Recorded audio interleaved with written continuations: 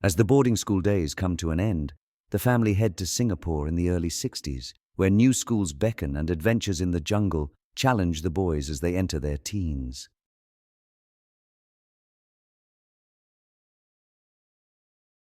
Chapter 9. Far Away to the East. By 1963, when my days at boarding school ended, I'd learned to think carefully about religion and what it all meant. If there was a God, I reckoned he must have made a mistake when he created the kinds of monsters like those monks at my school. I was glad to see the back of them. These days I only have a casual interest in religion. In my opinion, all it achieves is massive conflict and instability between its followers. It didn't take me long to assume that I, personally, was in complete control of my destiny and my every moment of existence. When we were told of our liberation from that school, I was elated. When we heard our next posting was Singapore, I was left wondering where it was.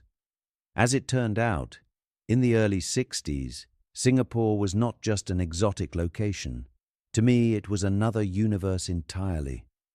So when we found ourselves at Stansted Airport on a pitch-black night, I was looking for the interstellar spaceship, which turned out to be a 4-prop Bristol Britannia. It took 3 days to reach what Betty kept referring to as the Far East, and I'm talking about 3 days of flying with fuel stops in places like Vladivostok and Bombay. We were like the Wright brothers. During that flight, Sean was petulant, clutching a sick bag in anticipation of any future motion, as he craned his neck to see out over my shoulder. That was because on the takeoff, he had lost the toss, so no window seat for him on the first leg. I recall being endlessly teased with shrill bird sounds. Betty was strapped in behind us, clutching a thermos flask of sweet tea and our foil-wrapped lunch packs containing the usual bacon sandwiches with lashings of mustard. I was starting to wonder what it would be like to travel with my father. Mike was absent. He'd been tenuously engaged at the Royal Navigation College. I thought of him a lot and wished for him to be with us. On the flight, I studied the route mapped out in a boy's own atlas. It seemed 1,000,000 miles from anywhere, and as the journey droned on into the east that was so far away, Brother Hugh's image, his dark presence and his influence, faded from my mind like a dandelion shedding its seeds. Our first house in Singapore was a staging post called the Gap Hostel, a strange set of prefabricated houses high on a hill overlooking the sea. Most of the houses were built on stilts. Underneath ours, a mangy old dog nursed a litter of pups. We adopted her, named her Fred, and took her in. She was a mixture of about 50 dogs and had a heart of gold. Soon, she blossomed into life with the amount of food we gave her. Then we moved to a place in town, right bang smack in the middle of the city. I made all kinds of friends: Indian, Chinese, Malay, Brits, Yanks, and a few others. My best mate was Sikh.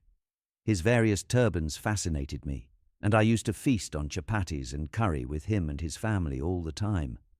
Watching him unravel his turban was a great pastime. However, our most popular hobby in Singapore was kite fighting. These kites were made of coloured paper and bamboo, which you could buy for next to nothing. To start a kite fight, you must head for a rooftop.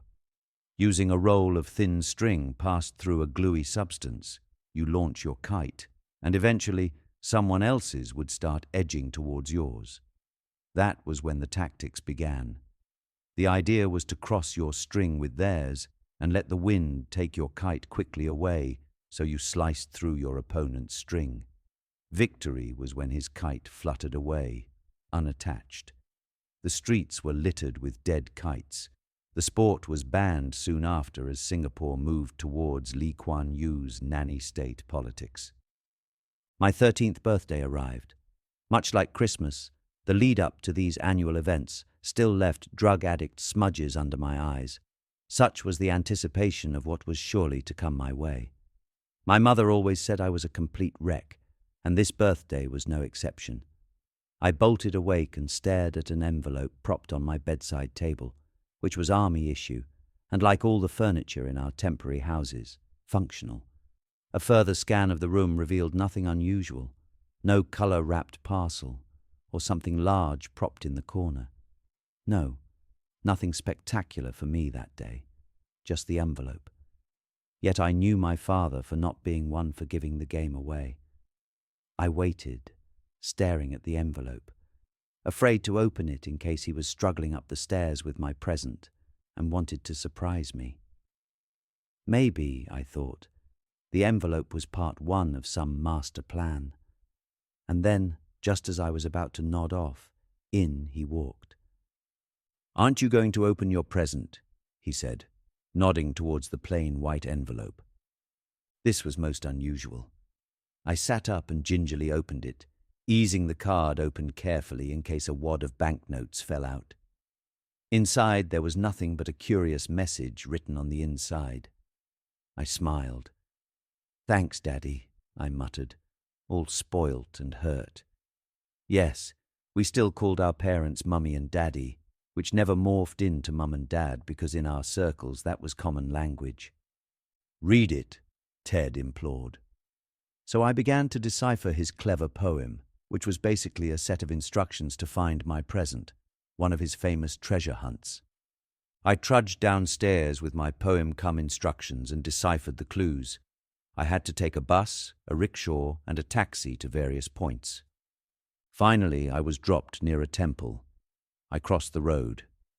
As per instructions, there I found a dark alley. I peered down and walked along till I found a workshop. I knocked on the window, and out came a completely toothless fellow with no hair. I almost ran, but he'd been expecting me, and held up his hand for me to wait. What the hell could it be? From the darkness of this shed, he wheeled out what looked like a bike from World War II. This was not your common garden variety of gleaming racing bike. No chance. This example of Eastern craftsmanship was handmade. Black, mud guards that almost entirely encircled the tires with treads like a tractor, a crossbar thicker than my left leg, which wasn't a lot, and handlebars that came halfway around your waist. And the bell. The captain of the Titanic must have provided it. The brakes needed the hands of an orangutan. The saddle must have come from the pony club, and the pedals were like bricks. Welded onto the front was an old miner's lamp, and I reckon the chain had been pillaged from a block and tackle. Attached to the back was a massive chrome rack resembling a roof rack, to which was bolted a wooden fruit box with export-quality mangoes stenciled on the side. I stood there and looked at the thing this bloke had manufactured. Was I expected to ride it? Surely I needed a heavy goods license. He wheeled it towards the just-turned-13 me and motioned for me to climb astride the monster, and, just for good measure, he locked a pair of bicycle clips around my white trousers. It wasn't a good journey. Sweat-stained, sore-arsed, covered in grease and completely knackered, I pushed my birthday present home that year. Good, character-building stuff. So, I took up fencing, the touche variety. Like a one-eyed fly, I pranced about but gave it up after discovering butterfly collecting. Now, that was more like it. Deep in the jungle, catching the elusive Raja Brook birdwing and putting them to sleep with cyanide-laden cotton wool. I could chase down a great black and white butterfly the size of a small bird as it fluttered its way through jungle pathways. It was as though I had the jungle all to myself, and I would stay there until dark most days. For Betty, life in Singapore took on a welcome relief from the cold of Europe. Colonial garden parties, curry lunches, and strolling through fragrant markets to enjoy the superb street food. Ted commenced his fetish for theatre productions by putting on a play he called Beauty and the Beast at the Victoria Theatre. He roped Betty into doing the costumes, a task she always did for him without much complaint. At breakfast one morning, Ted was reading the Straits Times. I wandered in carrying the mail, and he looked at me, his heart brimming with the love he so obviously held for me, wanting to reach out and squeeze me. Things were good for him, and he seemed content with his sons doing averagely at school, and Mike safely carving out a future at the navigation college back in Plymouth. "Letters for you," I said, "and a telegram from England." As he read it, an odd silence came over him. His face seemed to turn to stone. He dropped the telegram, walked over to the window and shook his head. I picked it up and started to read. Poor Mike had been dishonourably discharged from the Royal Navigation College. Oops-a-daisy, I thought. That can't be good. Mike got a good hiding when he got back, and apart from the fact he was forced to attend school with us, the following 3 months passed uneventfully. On the positive side, I had a great butterfly collection, and before our family left Singapore, we took a holiday on the Malaysian east coast. When I say we, I mean Fred the Pie Dog, Betty, Sean, Michael and I travelled the whole way through jungle roads to the Sultan of Pahang's beach residence, which was basically a massive grass hut on stilts. Ted arrived by helicopter several days later. When he did arrive, we were put to work. Build a raft from Flotsam 3 miles up the coast and sail it back.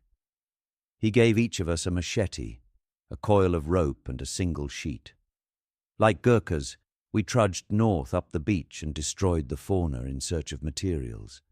A raft we built, a sail we hoisted, and a sort of Kon-Tiki craft launched into the waves. It almost sank halfway back to the main camp, but we finished our mission. Sean fell in love with the village chief's daughter. Michael turned lobster red and sulked for 3 weeks, and I had the time of my bloody life. Early one morning, I walked the beach with my fishing rod to find a washed-up monster of a fish. There was nobody about. I set the hook into its mouth, dragged it up the beach, and remembered my previous caper with Jose the waiter and the tropical red emperor. Habits were forming, it seems. This specimen was a groper. The whole village came out, and I sold it to the highest bidder.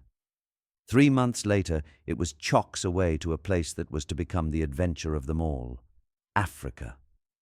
This was our final resting place as a family, where my father was to take a commission in the Zambian army. En route, it was back to the Bull Hotel for Christmas, then onto a VC-10 for the jet ride to darkest Africa.